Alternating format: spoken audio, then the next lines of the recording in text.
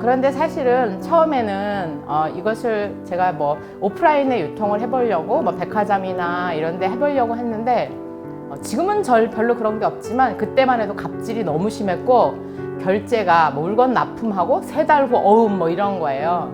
근데 저는 사실 그 수출은 계속 그 현금 미리 받고 성금을 미리 받았어요. 그렇기 때문에 이런 뭐 갑질의 관행을 견딜 수가 없었고, 그렇게 해서 어떻게 그럼 유통을 시킬까 고민을 되게 많이 하다가 때마침 온라인이 막 시작되는 즈음이었는데, 뭐 금액은 작지만 그래도 온라인은 대금 회수가 빠르게 되고 갑질을 당하지 않아도 되는 그러한 유통이어서 온라인에 판매를 시작하게 됐고, 처음에는 사실 침구류를 누가 온라인에서 사나 라고 해서 판매가 좀 저조하긴 했는데요, 지속적으로 좋은 품질로 또 정말 사람들이 만족할 만한 가격으로 하다 보니까 굉장히 매출이 늘어나서 오늘에 이르게 되었네요. 제가 그 직장 생활을 하면서 하고 싶은 게 너무 많았어요. 뭐 이것도 해보고 싶고 저것도 해보고 싶고 이거 하면 너무 잘 될 것 같고 막 꿈이 굉장히 많은데, 사실 직장은 제가 오너가 아니기 때문에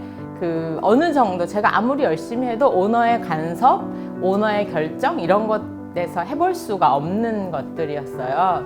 그리고 제가 일할 때는 사실 뭐 오너가 크게 일을 많이 하지를 않았어요. 그냥 저한테 그냥 하라고 하고 일들을 주로 안 하셨어요. 그러니까 제가 하고 싶은 건 굉장히 많았지만 오너가 뒷받침해 주는 게 일단 부족했고, 두 번째는 오너 철학에 따라서 움직이다 보니까 제가 할 수 있는 게 많이 없었고, 그 즈음에 뭐 아기도 낳고 그래서 사실은 쉬고 싶은 마음도 좀 있었던 것 같아요. 그래서 일단 사표를 제가 냈는데 제 거래선들이 제가 사표를 내고 나니까 막 연락이 온 거예요.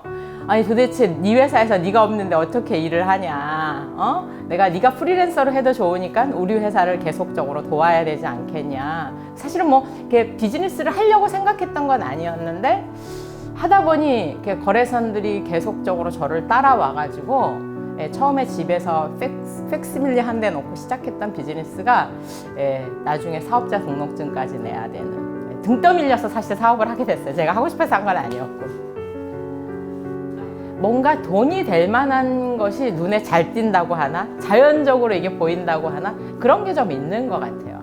그래서 특별히 막 신경 써서 뭘 해야 되겠다 이런 건 아니고 평소에 좀 관심 있게 봐요. 남들이 잘하는 걸 보면 잘 되는 가게를 가면 왜 잘 되는지 열심히 분석하고, 안 되는 가게 가면 왜 안 되는지를 제가 또 이래서 안 되는구나, 서비스가 나빠서 안 되는구나, 뭐 맛이 없어서 안 되는구나, 아니면 위치가 나빠서 안 되는구나. 잘 되는 집은 서비스가 좋거나 음식이 맛있거나 아니면 뭐 양이 푸짐하거나 뭐 이런 거 있잖아요. 그래서 뭐가 잘 되고 왜 안 되는지를 좀 열심히 분석은 좀 하는 편이에요, 습관적으로. 사실은 이제 처음에는 제가 워낙 자본도 없고 가난한 집 출신이다 보니까 뭘 하는 게 되게 많이 두려웠어요. 그래서 이제 제가 생각했던 건 뭐냐면 얼만큼 벌 수 있을까를 생각했고, 그 벌 수 있는 한도 내에서 써야 된다고 생각을 했어요. 그래서 한 달 수입이 한 20만 원 정도는 고정적으로 들어올 수 있겠다라는 생각을 했을 때 회사 사무실을 하나 얻었는데 이발소로 이렇게 경영하던 곳을 제가 이제 청소하고 해가지고 한 달에 20만 원짜리 사무실을 얻어서 계속 이제 일을 했고, 또 이제 일을 하다 보니까 직원이 필요했는데 그 직원에게 월급을 제가 제대로 줄 수 있을까 고민이 되게 많았어요. 그런데 이제 일을 하다 보니까 고정적으로 돈이 계속 들어오게 되고 직원 1명 정도는 먹여 살릴 수 있겠더라고요. 그래서 그 직원에게 월급 줄 수 있을 때 직원을 채용했고, 지금도 마찬가지인데 제가 하는 비즈니스 규모가 일단은 직원들에게 월급을 제 날짜에 줄 수 있어야 된다. 차입은 하되 투자는 받지 않는다. 왜냐하면 남의 돈을 투자받는 것은 그 사람에게 그만한 이익을 돌려줘야 되는데, 사업이라는 게 매번 이익이 나거나 그렇지 않잖아요. 리스크 테이킹을 해야 되는데 남에게 그 리스크 테이킹을 맡기기엔 너무 어렵더라고요. 그래서 투자는 받지 않고 차입할 때는 내가 정말 이것들을 잘 갚을 수 있나, 또 자산에 대한 투자인가라는 것들을 고민해서 이 자산을 팔아서 이 빚을 갚을 수 있을 정도면 제가 이제 차입을 하고요. 그리고 회사가 망했을 때 모든 차입금을 갖고 직원들에게 퇴직금 다 주고 외상 매입금 다 주고 전혀 빚이 남지 않는 상태로 가야 된다. 남에게 피해 주지 않는 거를 해야 된다라는 게 이제 제가 이제 1순위인 것 같아요. 그리고 두 번째는 항상 고객을 되게 많이 생각하고 남을 생각하는데 성경에 그런 말이 있잖아요. 남에게 대접을 받고 싶은 대로 너도 남을 대접하라라는 말씀이 있는데 저는 사실은 이게 사업에 있어서 굉장히 많이 통용된다고 생각을 해요.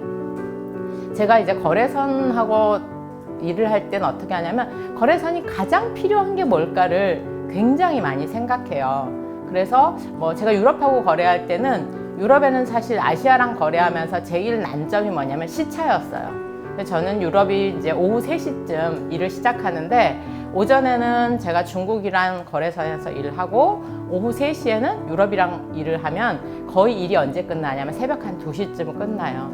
그래서 특별한 일이 없어도 계속 거래선이 일하는 시간을 맞춰서 기다려주는 거예요. 일반 소비자도 마찬가지인 것 같아요. 소비자가 어떤 부분을 불편해하고 어떤 부분을 원하는지를 끊임없이 생각을 해야 사실은 좋은 제품이 나오고 좋은 서비스가 나오는 거거든요. 소비자는 자기도 모르는 그런 자기의 욕구를 충족시켜주는 곳에 가서 물건을 구매하게 돼 있고 서비스를 구매하게 돼 있다고 생각을 해요.